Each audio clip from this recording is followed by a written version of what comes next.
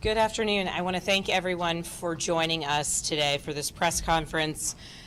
With me here today, we have John Scrivani, the State Coordinator for Virginia Department of Emergency Management.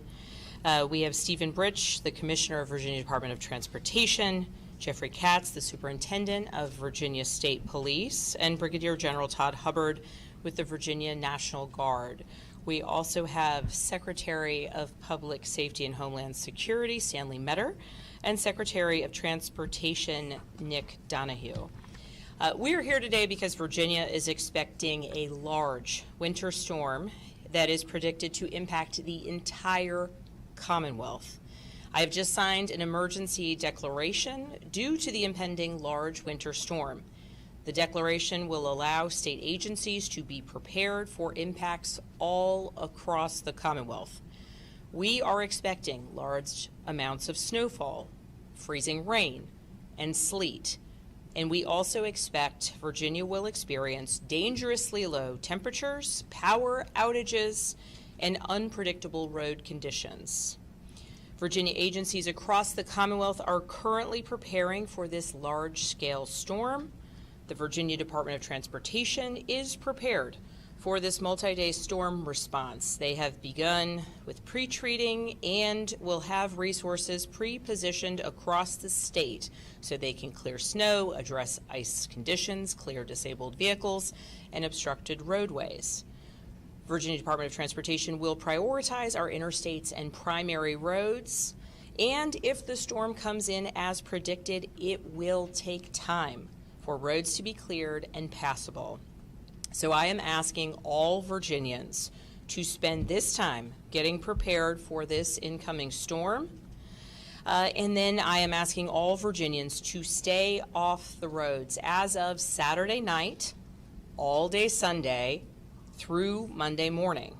This will allow not only for the safety and security of our neighbors, but it will allow for faster clearing of roads and ensure greater safety during what we expect will be the most dangerous times on the roads.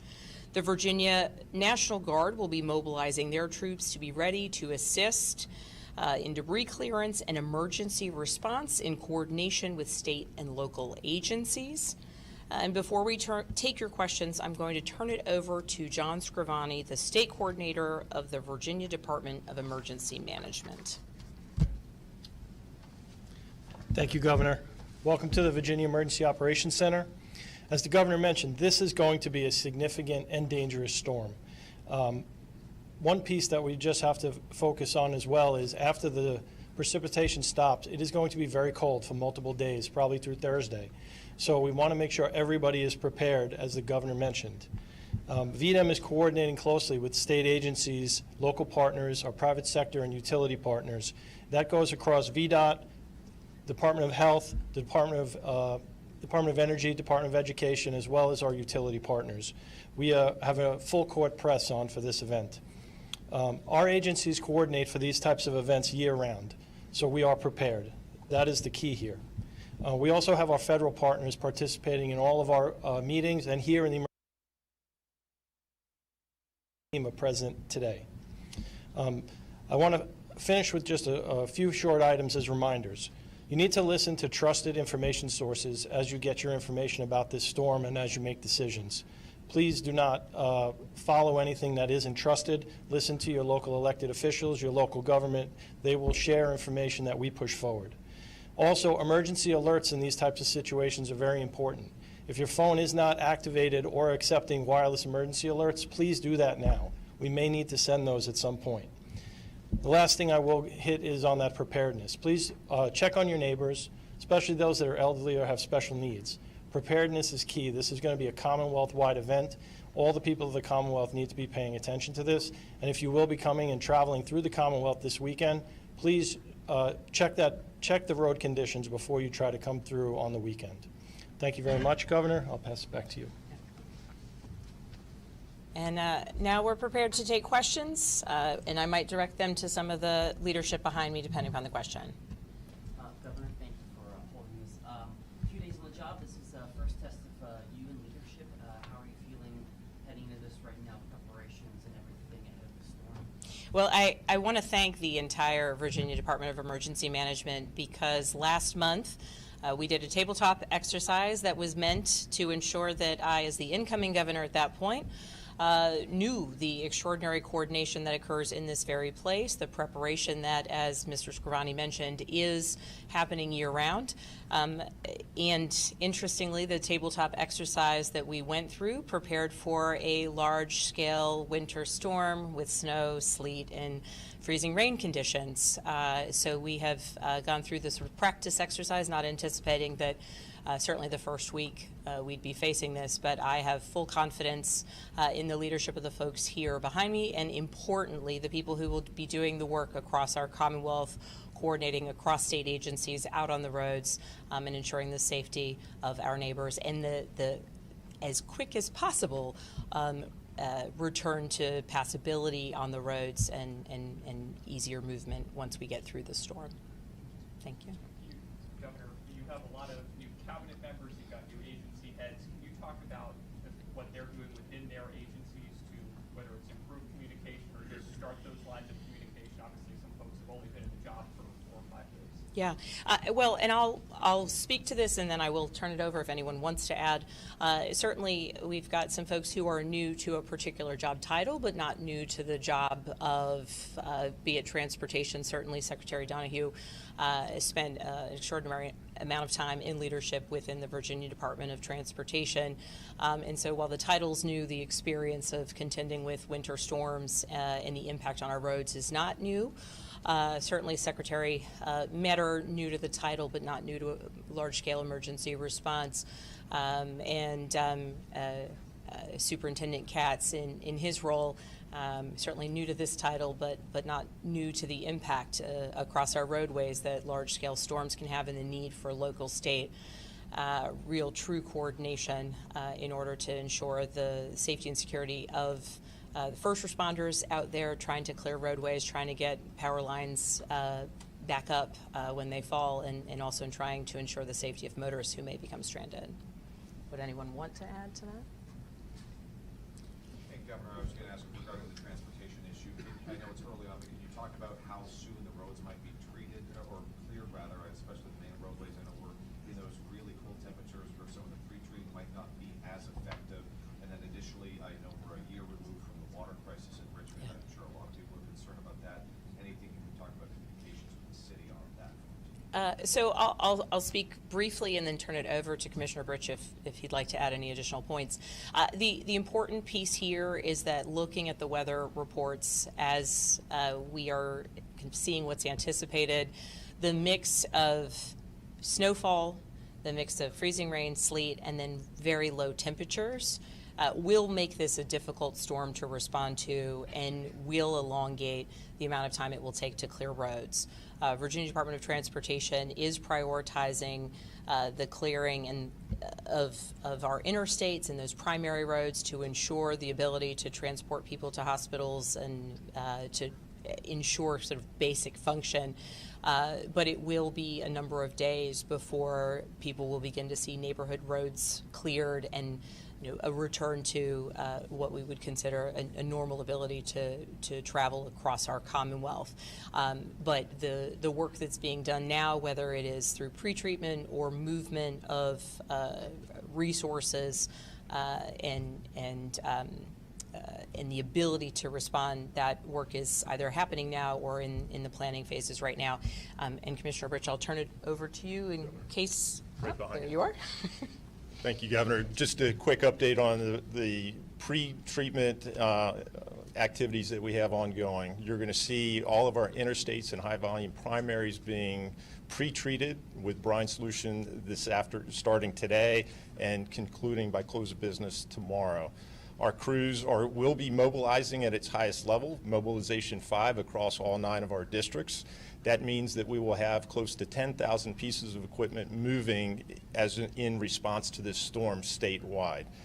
Part of this, too, is recognizing that we will have potential for icing conditions on the southern half of the state We are mobilizing our tree crews to be able to be in the neighborhoods and making sure the trees are clear.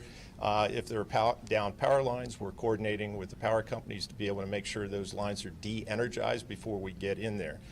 As the governor has indicated, that this is a significant Commonwealth storm, probably the first time that we've seen close to, in Northern Virginia and Northern Shenandoah Valley, anywhere between 18 to 23 inches, at least forecast. It will take time for us to clear the roads. The governor's indicated that our first priority is our interstate system, as well as high volume primary roads to our area hospitals and whatnot. Our second tier is going to be our lower volume primary roads, then our secondary roads, and then neighborhood roads. It is possible that some localities or some subdivisions will not see a VDOT snowplow for anywhere up to 24 to 48 hours after the snow is concluded. So this is a very significant storm for us. We're constantly monitoring the snowfall rates, and that will depend on how fast we can get into the subdivision streets. So as the governor said, now's the time to be able to prepare, recognize that it will take some time to be able to get into the neighborhood streets based upon this level of snowfall, but it's something that we will continue to monitor and shift resources as needed. Thank you. Governor, it's obviously a big regional weather event. Can you describe any interactions you've had with officials in D.C., Maryland, and even the White House to coordinate for this? So as of right now, and I will turn it over to Mr. Scrivani to further comment on this, it is expected that this snow is going to impact not just Virginia, though the entirety of the Commonwealth, but our neighbors in North Carolina and West Virginia in particular will be heavily impacted. I will be doing, at the conclusion of this press conference, some outreach to our direct neighbors, but I have spoken to leadership in other potentially impacted states about what it is that they are seeing on the ground and how it is that they are preparing. Certainly, I'm grateful we have some individuals here with us today from the National Weather Service and from FEMA, and depending upon the ongoing impacts of this storm, may need to move forward with requests for an emergency declaration at the federal level. Mr. Scrivani, would you add anything additional to that? Yes, ma'am.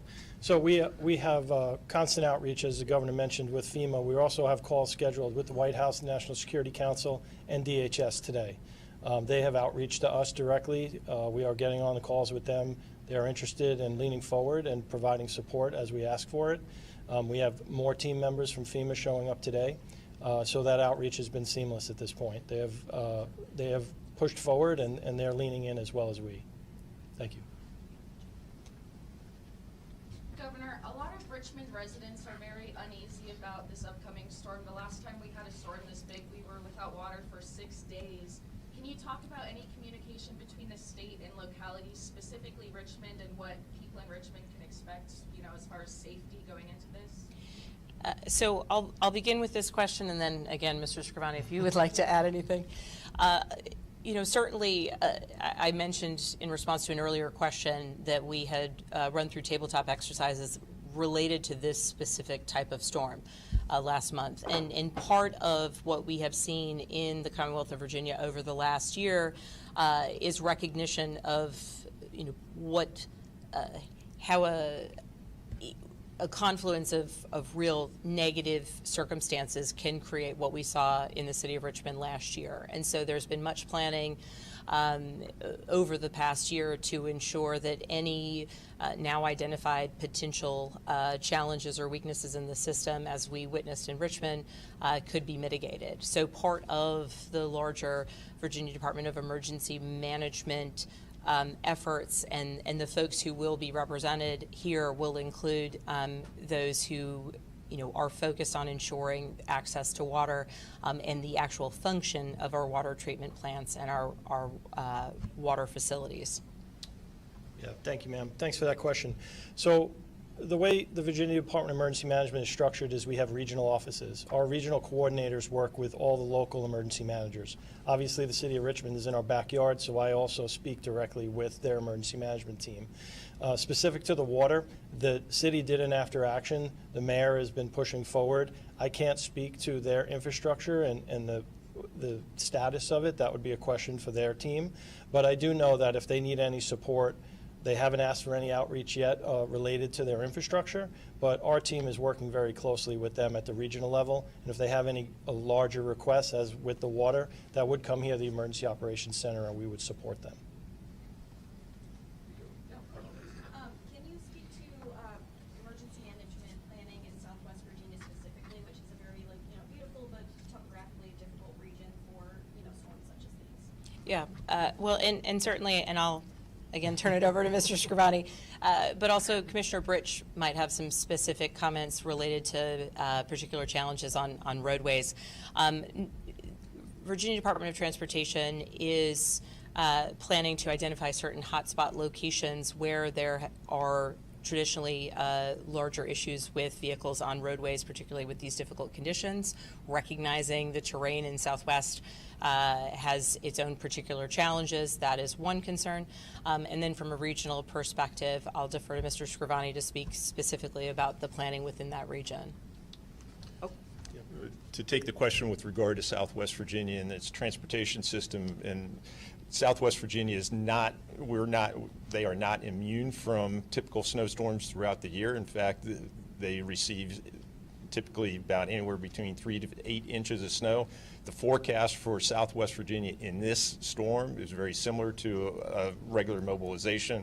We will, as the governor said, we are pre-treating the roadways. We are pre-staging equipment, heavy tow contractors to be able to remove commercial heavy vehicles out of the traffic stream if they do get stuck. We have tractors and motor graders that if we do need to clear larger amounts of snow, we're prepared to do so. And on the regional coordination, similar to what I said about the city of Richmond, we have our regional offices in Southwest Virginia. They are working very closely with their local emergency managers and the local town officials. We also have a large activation of the National Guard coming, and we're going to stage them throughout the state just for unknowns, as well as the state police as a footprint across the entire state. And there's a lot of other state agencies that are going to help and lean into this. That's the reason why we activate this room, is as unique challenges come up, here's where we try to solve them. We try to solve them at our Regional Coordination Center, and if they need additional support, we bring it here to the EOC. But fortunately and unfortunately, we've seen a lot of events in Southwest Virginia in the last few years.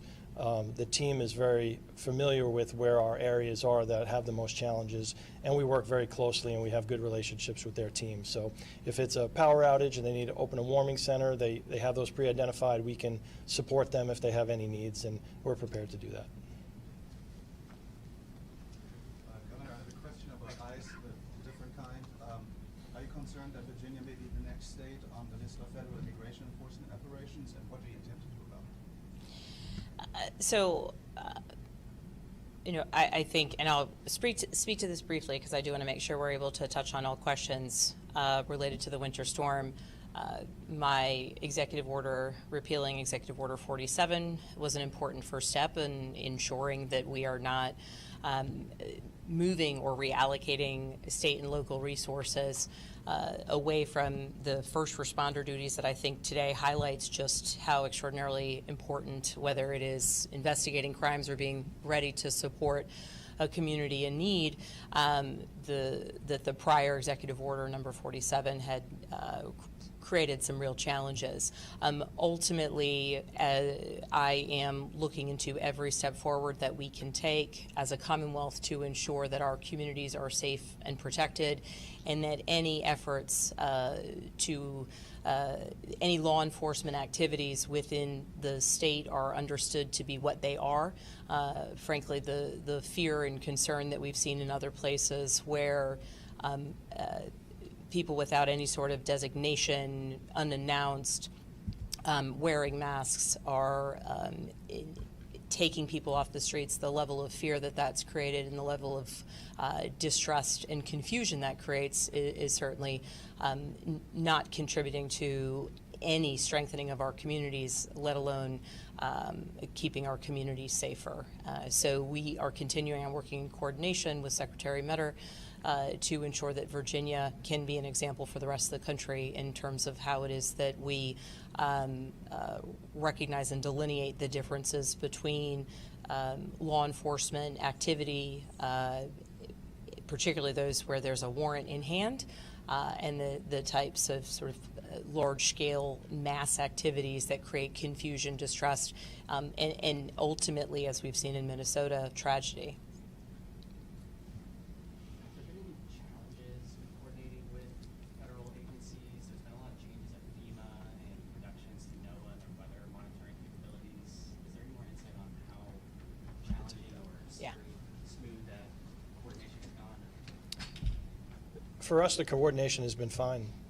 Even throughout all the changes in 2025, we've had no hiccups. Again, there's had some staff changes at the senior levels, but we've always had a presence here at the EOC. We have an NWS person that sits right behind that wall, and we have FEMA staff that sit not very far from my office at our headquarters, and we have a team here that's still working the Helene disaster. So our coordination with the federal government has been seamless. Our partners in FEMA Region 3, I've been on calls with them all morning. All the Region 3 state directors are going to have a call today because we're all being impacted by this storm. We want to make sure that we're coordinating the federal support as well as we're not stepping on each other with contracting. As we contract in support, we don't want to be in conflict with the other states, right? So we make sure that we're walking through that very seamlessly. But there's been no hiccups for us. Excuse me, Governor, thanks very much for hosting this. Just heard from a 17-year-old in Northern Virginia whose father was reported by ICE and says he's now afraid to call the police because of it. As we enter this emergency, what's your message for immigrant Virginians who are afraid to call police at this time?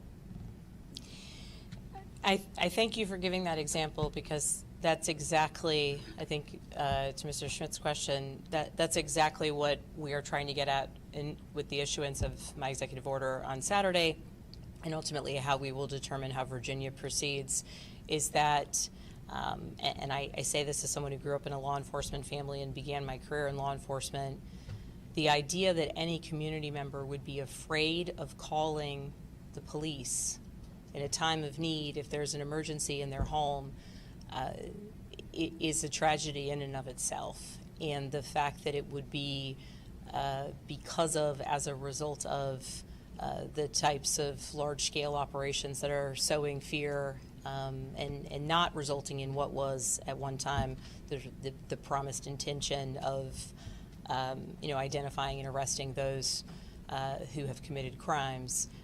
I think it's an unfortunate reality of where we are now. So at this moment, to answer your question, my message to all Virginians would be please listen to the requests that we are putting out. Please stay off the roads, particularly beginning Saturday night, all day Sunday, and into Monday. Let those who are endeavoring to clear the roads do their job, do it safely, and please keep the roads clear for those who might have an emergency. But if someone needs to call police, having a health emergency, need to call first responders, my message would be please do so and ensure the safety of your friends, neighbors, or family, and stay warm.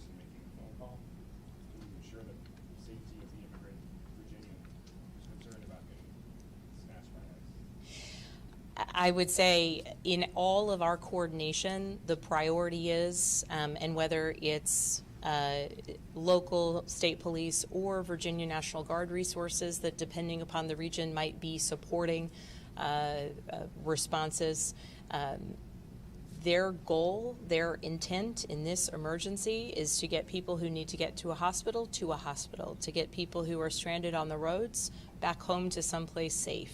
Those who are in danger, to get them someplace safe, whether it's a warming station or to a hospital. That is the goal of our response in this moment, and anyone who is afraid as it relates to kind of some of the larger scale immigration, our enforcement efforts, our goal, our intent, and what we expect to see is that folks on the road are doing response duties to emergencies or to in efforts to clear roads. Well, we have one more. Well, Governor, my question is also about the Richmond water system. Yeah. The city has requested $80 million in state funding. Governor Youngkin did not put that in his budget proposal.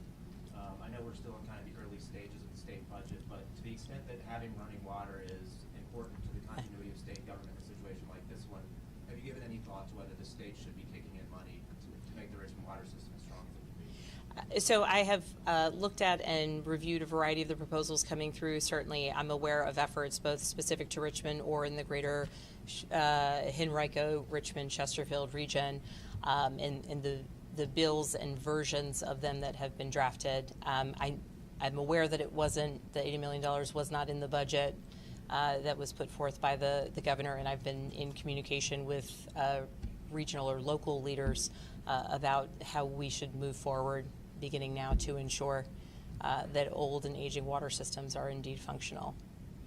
Thank you so much, everybody.